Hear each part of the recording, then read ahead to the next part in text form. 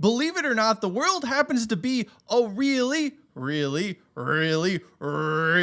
big place. Yet when it comes to the topic of weirdest stadiums, it feels like the same handful are the only ones mentioned. Yes, Estádio Municipal de Braga was built in a quarry, and Singapore has that floating stadium, and the LA Coliseum hosted baseball games, and the Raptors played games in the Skydome. Seriously, people, tell me something I don't know, and while you're at it, tell me something good.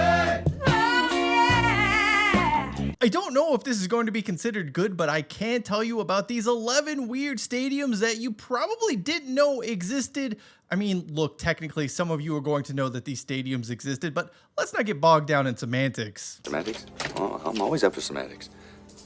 We start with a bonus, 2 stadiums for the price of 1. If you're from England, the United Kingdom, you likely already know what I'm going to be talking about, so you can go ahead and sit this one out. If you weren't English and were blindfolded into Headingley Cricket Ground, plopped down into a seat at the football end stand, you'd most likely have 2 questions. First, why does a cricket stadium have something called the football end stand? And second, what is up with this very straight boundary and what is mostly a round venue? The answer to both of those questions lies literally right behind you. You see, Headingley Cricket Ground shares a stand with Headingley Rugby Stadium, creating a weird, almost conjoined twins appearance for the 2 venues. It's pretty freaking cool if I'm being honest. The 2 venues do have some shared facilities within this single stand, but they live very separate lives for the most part. The cricket ground is home to Yorkshire County Cricket Club and hosts all types of contests, including the Ashes. The rugby side of this facility is home to Leeds Rhinos in addition to hosting the odd Rugby League International. The setup is hardly new, nor is there an adversarial relationship between the cricket and rugby league folks. The setup dates back more than a century, and Headingley completed a massive renovation a few years back which saw the shared stand torn down and rebuilt.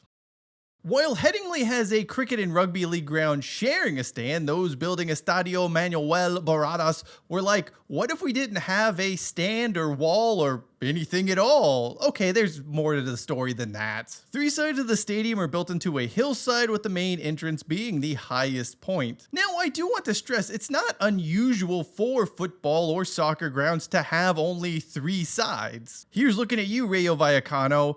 But almost always that missing side will be behind one of the goals. That is not what happened at Barradas. I apologize for that Portuguese pronunciation. In my defense, I barely get English right most of the time. Anyway, Vitória, the football club which calls this ground home, left one of the pitch side ends without seats. This, by the way, is even more pronounced due to 2 very peculiar quirks here. Firstly, the facilities, the changing rooms and all of that are like really far away from the field. It's not like they were built alongside the touchline there. They are quite a ways back. Secondly, you have the ends behind goal extending fairly noticeably beyond the corners, so they're just sort of floating there. It doesn't seem like it would be a great seat. It is an odd look, but it's also a look that may not be around for much longer. Vitória has announced plans for a major renovation that will see 20,000 seats added as well as some awnings. It would be a remarkable turnaround for this Salvador neighborhood that was once a landfill.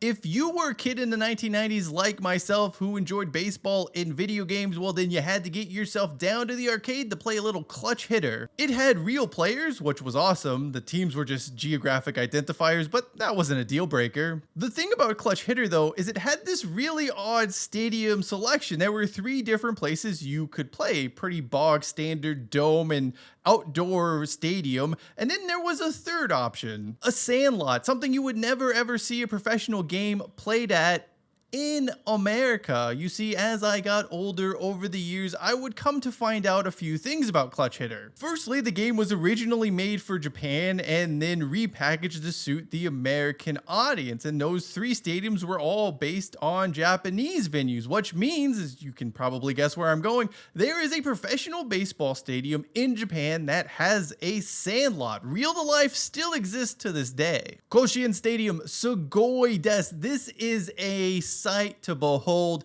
a beauty. Look, it's very weird seeing professional baseball played on a sandlot, but how can you not love it? You're probably wondering, no, what's up with this sandlot? And we have to go into the history of the stadium to understand that, because it was not built for pro ball. Koshien Stadium was a facility designed for high school baseball. I can't stress this enough, by the way. Japan's National High School Baseball Championship is an amazingly big deal. If you don't know what Koshien is, then you should probably look it up after you're done watching this video. Anyway, those high school players vying for the championship actually have priority over the stadium's Nippon Pro Baseball tenant, the Hanshin Tigers, who play elsewhere during the school championships. Koshien Stadium would open in 1924, and when it did welcome fans for the first time watching high school ball, it was the largest stadium in all of Asia. For more than 100 years now, the dirt has been a vital part of the facility's history, which includes a visit by Babe Ruth. Importantly, the dirt and the sandlot are not going anywhere. Not only is it part of the history of the Koshien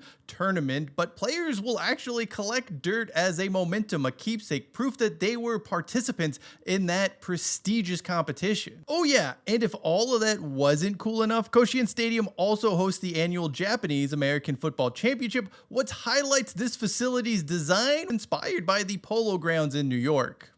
From the dirtiest stadium on this list to what is undoubtedly the cleanest, Pancho Arena in Hungary feels more like a work of art than sporting facility. Located in a village outside of Budapest, the design here is a tribute to Hungarian architecture, and every little detail means something. I once saw it described as a fairy tale come to life, and that is a very apt way of putting it. This beautiful facility is home to little old Puskis Academia FC. Sadly, club and stadium are nothing but a political tool for a massive loser. Moving on.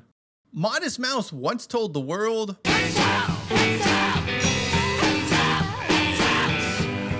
let's do just that and head down to southern New Zealand, home of friend of the channel, the Lim Report. Known by some as the Glass House, which of course is the British English variant of greenhouse, Forsyth Barr Stadium doesn't get talked about nearly enough. If I'm being honest, I considered it a big venue. I almost placed Forsyth Barr Stadium as too mainstream for this very video, but when you look around, it's just a facility that I don't think people recognize for its weirdness. I guess some of that is due to location. It's way down there in the southern hemisphere. Estadio Municipal Antoni Rispoli Diaz in Chile is more southerly, but that is not much to look at. Forsyth Barr Stadium, on the other hand, that is a true marvel. I mean, just look at it. Yet there are even weirder quirks to get into here. All that sunlight allows this to be the world's first fully enclosed grass playing surface. Well, the first since all that grass they put in the Astrodome died. I don't know who they thought they were fooling with that plan, by the way. Also unique about Forsyth Barr Stadium is that there are some flexible seating areas, which means the setup for concerts is different than what you would find during an All Blacks or Highlanders game. Sometimes people just leave boxes around for no particular reason. Yerevan in Armenia, a super underrated place to visit. You got a lot of history, some cool religious sites, way more art than you would ever expect to find in Armenia. I mean, their national gallery has a Rubens and a Tintoretto. It's awesome. The city is also home to Mika Stadium, which is, well, interesting. Home to FC Mika and a few other clubs here and there throughout any given year. Those building this facility in the 2000s did not have a lot of room to work with. It is part of a bigger existing sports complex. There are buildings next to it, and this is also what leads to Mika Stadium's weirdest quirk. There is a large canopy structure over the main stand that is not actually based in that stand. It's actually grounded on these two marble stone-like features on either side of the stand. At first, I struggled to understand why this minor, somewhat irrelevant stadium in Armenia needed a very complex canopy on it. Well, it turns out the canopy was required for floodlights. Because you have buildings and other things around the venue, it wasn't possible to just set up lights in a corner or something. Nor was it possible to use the other side of the stadium where there's a parking lot backing it, because if you did that, those lights would be blasting into some of the high-rise residential buildings on the other side of Mika Stadium. Long story short, this very unnecessary canopy was needed to make sure the stadium could have floodlights, which of course you need for TV games and whatnot. It's a deep cut, but I just found this to be a completely way out there setup especially in Armenia of all places, where their stadiums are so rudimentary and basic. This is probably one of the nicest features on any outdoor stadium in the country. Long story short though, if you ever happen to find yourself around Yerevan, go check it out. With the Himalayan mountains serving as a backdrop, Himachal Pradesh Cricket Association Stadium in Dharamshala is truly a magnificent sight to behold. The uniquely designed ends and the vibrant colors throughout make it look like something you would find in an amusement park. I mean that as a compliment, by the way. Dharamshala is a very vibrant, very colorful place, and the stadium matching that is a fitting tribute. It really embodies this region of the world. The location of HPCA Stadium is something else as well. Located on the edge of a cliff with a 2-lane switchback road leading up to it, this feels more like a fortress than a sporting venue. Sure, the other side is more navigable, but I mean, what fun is that? What you have here is a stunning looking stadium in a stunning location. The color, the beauty, the surroundings, it can all be a bit overwhelming. Just ask Michael Gilchrist. We are in what must be, arguably I'll start that again. What happens when you take the thing people dislike the most about Stade Louis II in Monaco and then somehow find a way to make it even worse? Well, that gets you Stade de Marrakech in Morocco. From the outside, at least, this looks like a cool stadium in a cool city. I mean, Marrakech is very interesting. Personally, though, I'm a Meknes guy. Shout out Meknasty. Oh, stop now. The issues with Stade de Marrakech are not from the outside. It's what you see when you get inside that becomes problematic. You see, you have a rectangular stadium with a pronounced running track and track and field elements. It's a terrible idea because when you put a track in a rectangle, you push everything further away. I mean, at least if you do the round thing, everyone's going to be as close as possible. But in the square, in the corners, ugh.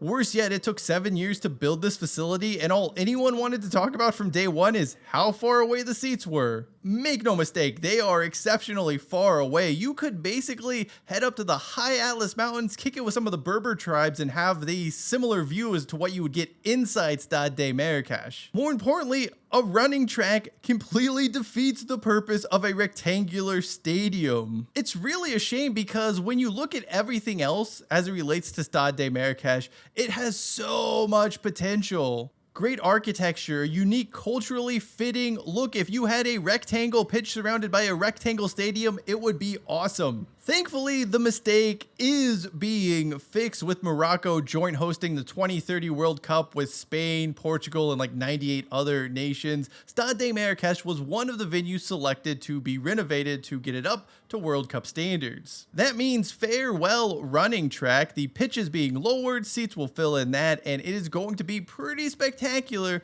if the early renderings are any indication.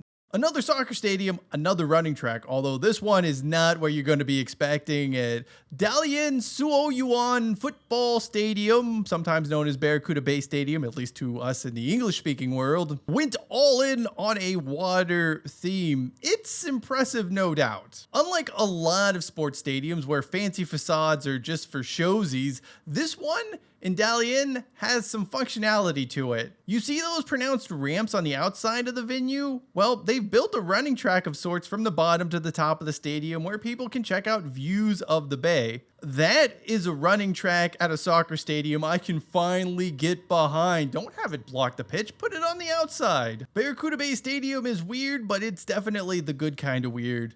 Let's play 2 again, this time in America with a couple of old-timey minor league baseball stadiums that also happen to share the same design flaw. Home plate faces the west where the sun just happens to set. Sam Lynn Stadium in Bakersfield, California and Wacona Park in Pittsfield, Massachusetts may be on other sides of the country, but they do have a lot in common. And not just that design flaw, they were both ballparks built before World War II broke out, before floodlights were a thing, before baseball was played at night. No one thought about which way the sun was setting because games would be done by then. Times have changed. These stadiums have not. Well, that's not entirely true. Both have built screens to try and block the sun from being in the eyes of hitters. Before this, games would either start after sunset or umpires would call for a delay as the sun went down. Some still do. Despite the flaw, both Sam Lynn Stadium and Wacona Park have welcomed countless major league, or I guess future major league players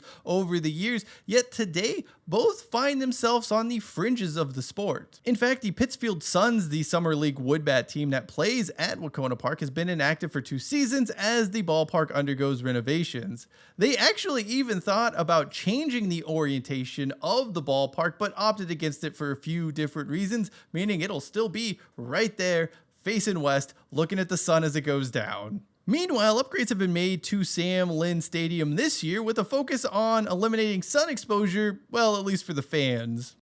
If you looked at our Tampines Hub in Singapore from the outside, you might just dismiss it as a shopping mall. And there is a shopping mall inside, but there is also so much more. For example, it just also happens to have a 5,000 seat soccer stadium inside. And the way that and everything else has been integrated into this one facility, it is unlike anything you have ever seen, at least when it comes to stadium related stuff. Across from the main stand of the stadium at our Tampines Hub, you have a public library with windows facing the pitch. The mall also has some standing room only sections in case you don't feel like buying a ticket for the game. And after the match, hey, there's nothing better than having dinner at a hawker stall in Singapore, and there's even a public movie to watch. There were also a bunch of other sporting facilities and community facilities that are part of our Tampines Hub. It is an absolute marvel. It's a stadium setup. It's a community setup that would be nice to see more cities incorporate. But yeah, the stadium with a library overlooking the field, inside a mall, inside a community center, it doesn't get much weirder than that, but it is the best kind of weird. Thank you for watching this video. If you would like to know the story about America's, well, I don't want to say weird, but most unique dome, you can check out the video in the upper left-hand corner of your screen. And to understand what it's like in Seoul, seeing different sporting events in South Korea, you can check out the video in the lower left-hand corner of your screen. Until next time, I'm Cheyenne Hollis. This is The Touchback, and hashtag take it out to the 25. Tell me something good.